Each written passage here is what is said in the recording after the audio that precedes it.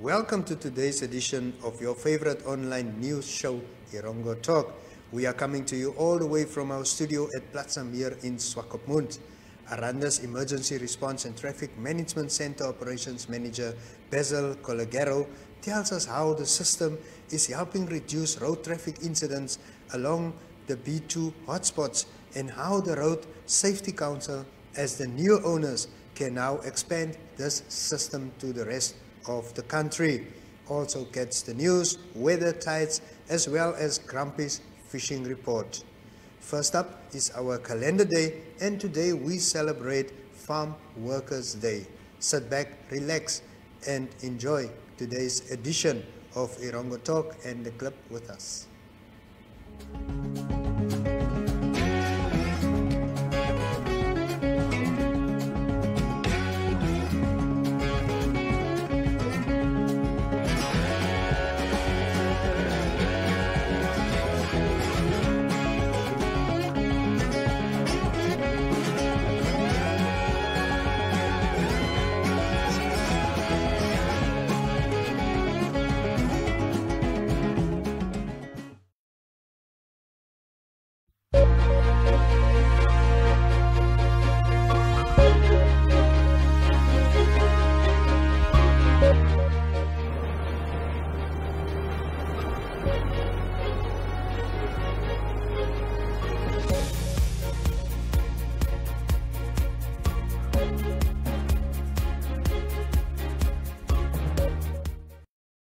News. The completed but unoccupied houses constructed under the massive urban land servicing program in Walvis Bay could soon have owners. Council has made significant progress with regard to the allocation of the unoccupied houses constructed under the MULSP, Mayor Trevino Forbes said at a press briefing. Firstly, coming into office, we had to amend the land sale policy to specifically give opportunities to the first-time property owners and residents of Walvis Bay. I'd like to add that only those currently on the list will be considered as an applicant.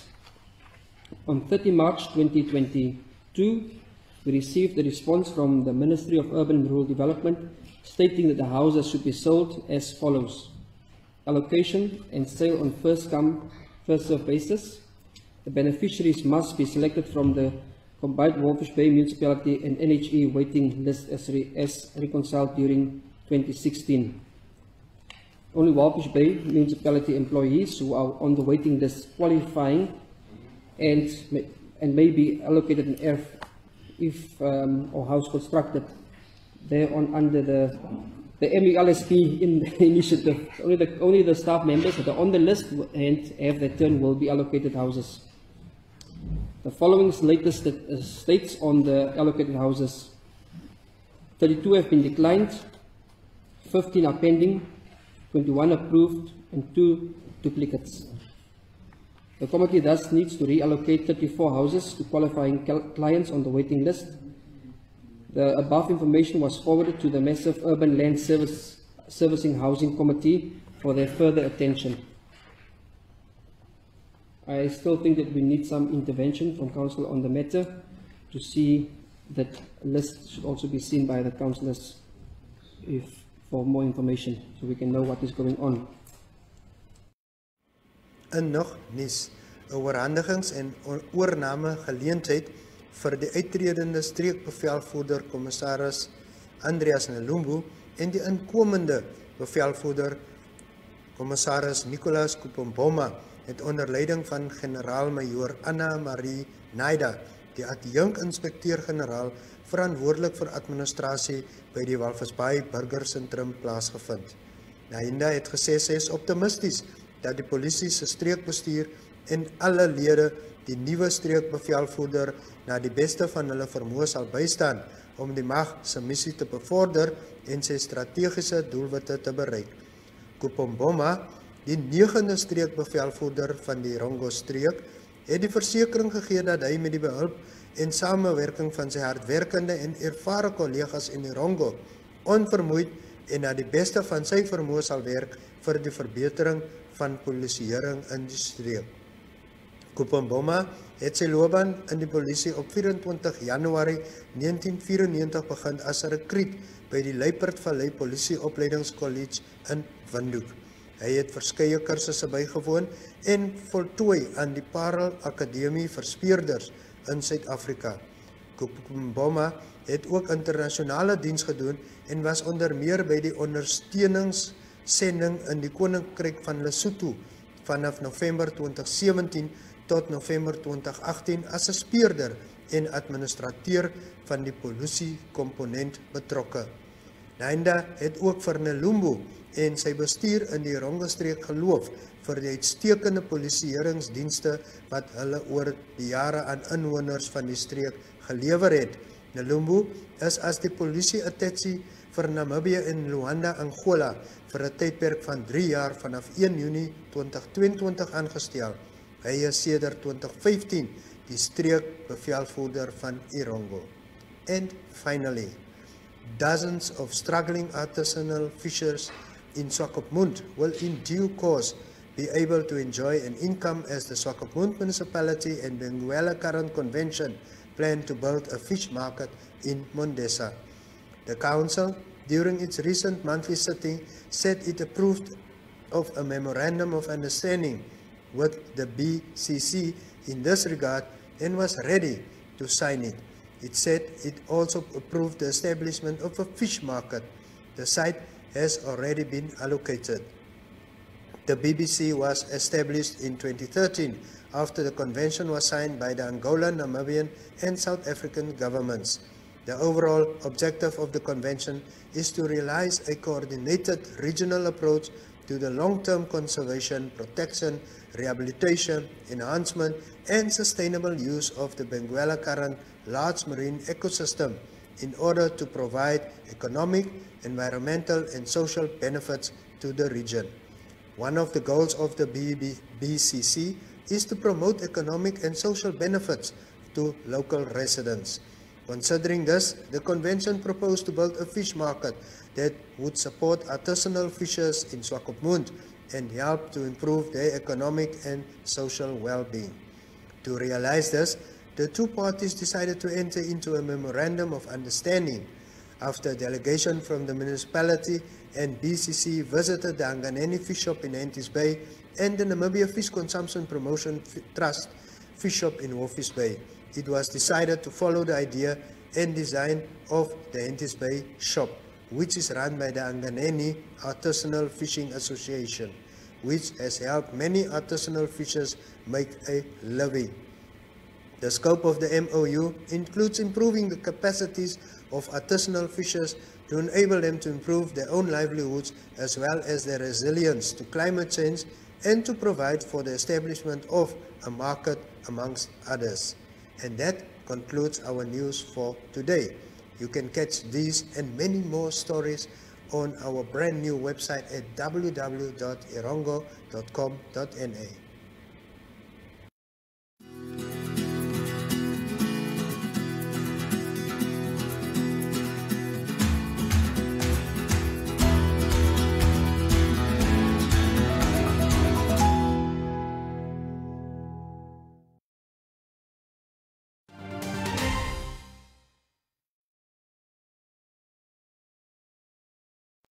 On behalf of the National Safety Council, I hereby express our acceptance of the donated infrastructure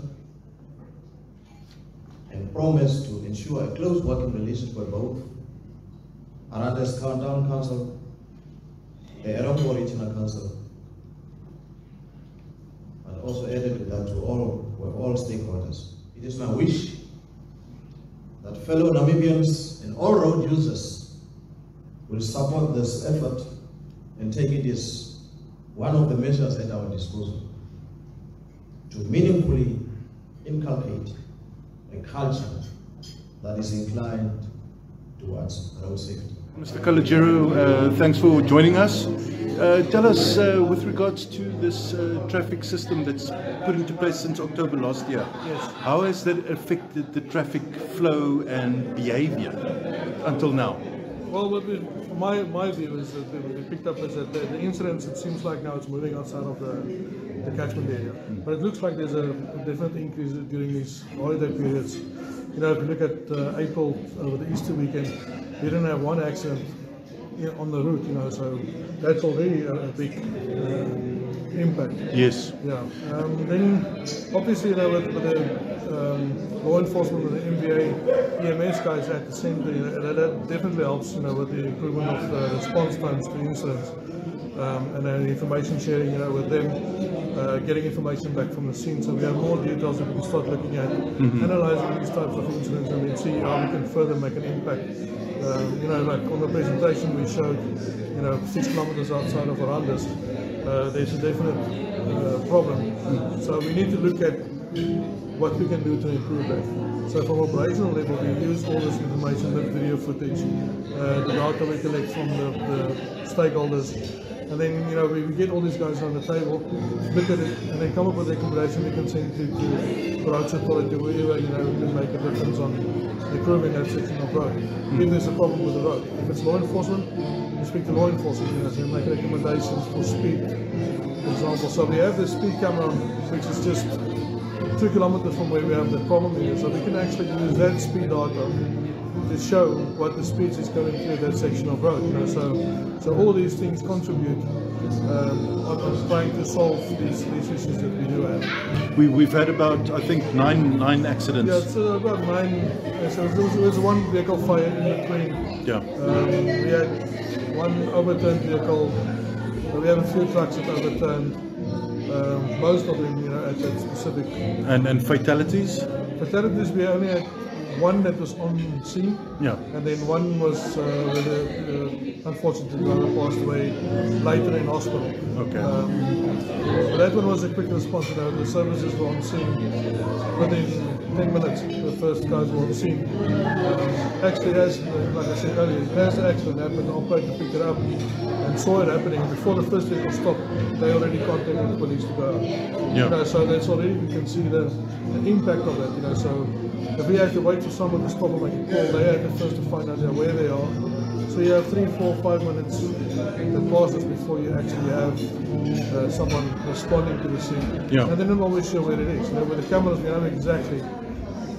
You know, for that specific incident, we know it's 6 kilometers from Arandis, so there's no searching for it. We know where it is. Yeah. And how long it's going to get to take there. The significance of Arandis now handing this infrastructure, it's infrastructure, right? Yes. Over to the council. What is the significance to that? I think with the National Road Safety Council, you know, it's a good thing you have a national structure that oversees the project, because now we're not just limited to this section of Namibia. You know, now they can start looking at other areas in the country as well. So as we roll out more cameras and more VMAs, you know, the impact will obviously be bigger, because now we can affect more people's lives as they come through. Yeah. Like you see, it's quite interesting to see there with the stats we already have, is the difference of traffic flows between Arandis and Swakopmund and Arandis and Rusakos, Yeah. which is something I didn't expect. Yeah. But yeah, it's quite interesting to see how the data tells a story. Mr. Calogero, thank you for joining us. Thanks You're welcome. and good luck. On behalf of all of us in the branch, those that have started the project, and those that have continued with the project, and those that are taking over the center, we want to wish a long-lasting process or long-lasting project and continuation of this center, and let it save people's lives, and let us all support it, and we are happy to be part of this, and let the classes be empty. Cheers.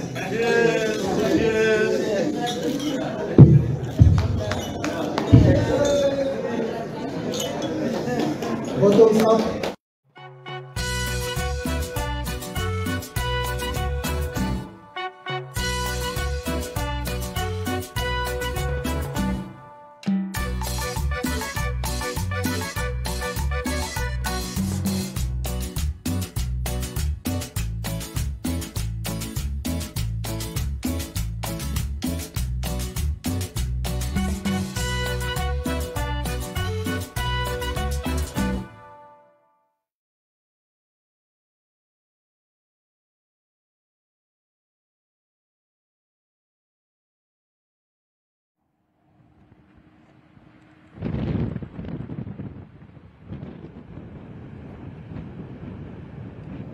Welcome to Explore with Erongo Talk. Today, we visit the Zela shipwreck, an offshore fishing vessel that ran aground on the 25th of August in 2008 during the early morning hours near Diwala, a popular fishing spot about 14 kilometers south of Arandis Bay. The fishing trawler that was sold as scrap metal to an Indian company by Angana Fishing of Walvis Bay stranded after it came loose from its towing line while on its way to Bombay, India, shortly after it left Walvis Bay. Namibia's infamous Skeleton Coast is a desolate stretch of desert running right to the sea, where the cold Benguela current creates strong currents, rough seas and dense fogs. The latter have been responsible for thousands or so shipwrecks along the coast.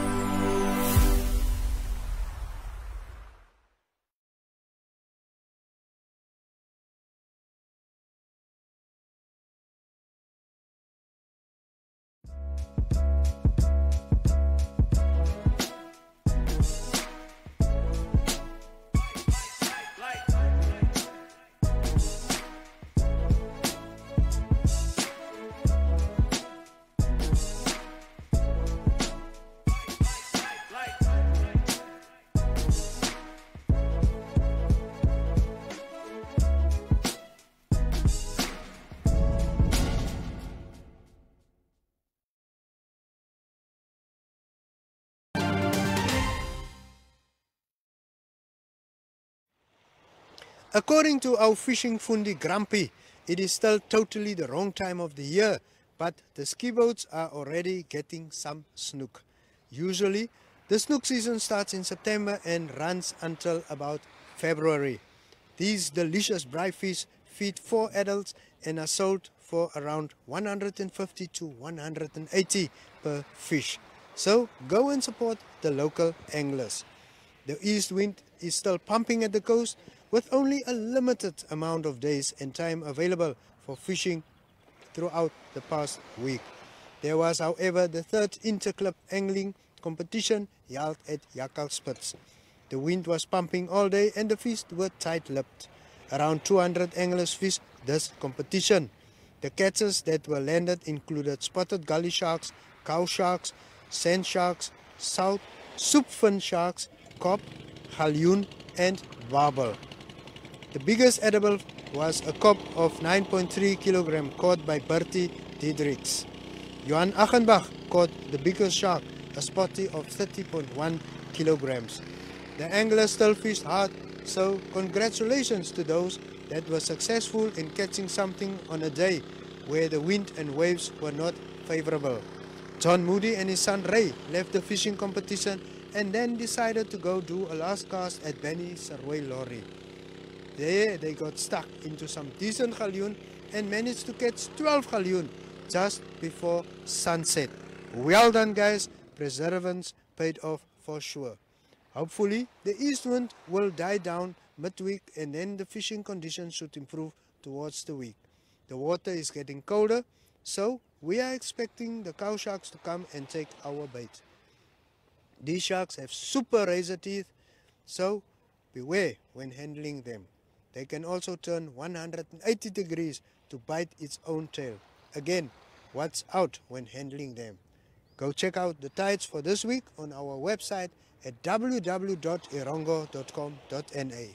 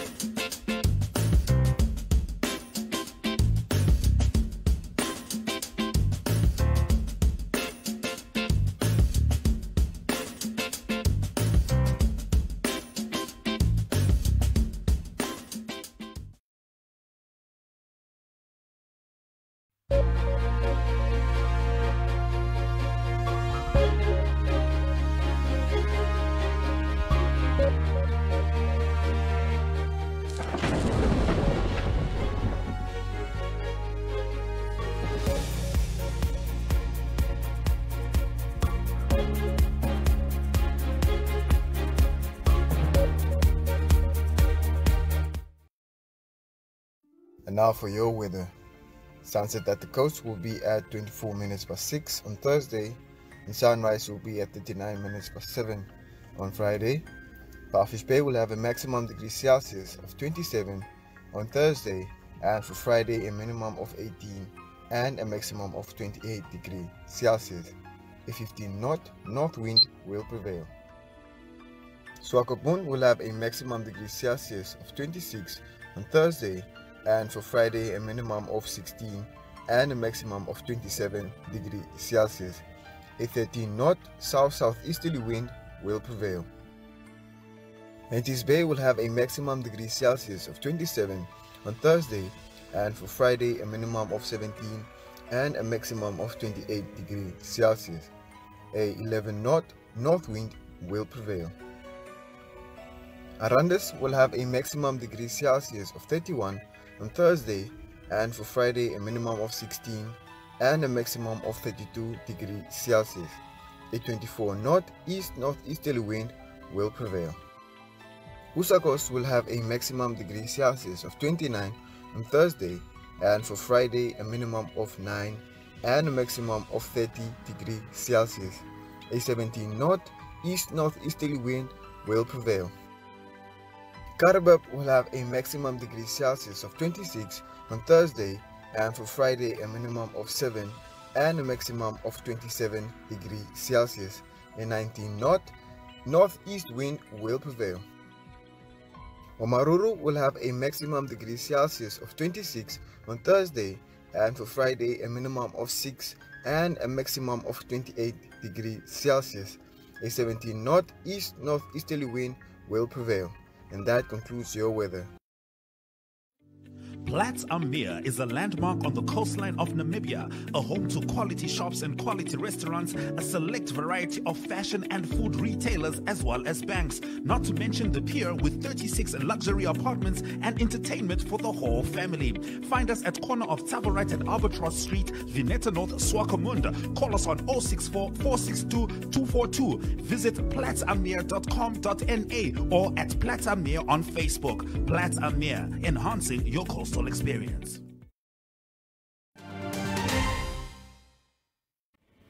And with that, we've come to the end of today's show. Join our online family of more than 90,000 followers. Go like our Erongo Facebook page and visit our website www.erongo.com.na for information and news about our mighty region. Send us your news tips, photos and video clips to newstips@erongo.com.na, or if you would like to advertise and reach over 1 million potential customers, contact us via WhatsApp or Telegram on 0811700040. I repeat that number for you. It's 0811700040. And if you are in need of quality company, check out our NMH channel 1up2.com, or join us on DSTV channel 285 or GoTV channel 94. And with that, we've come to say cheerio.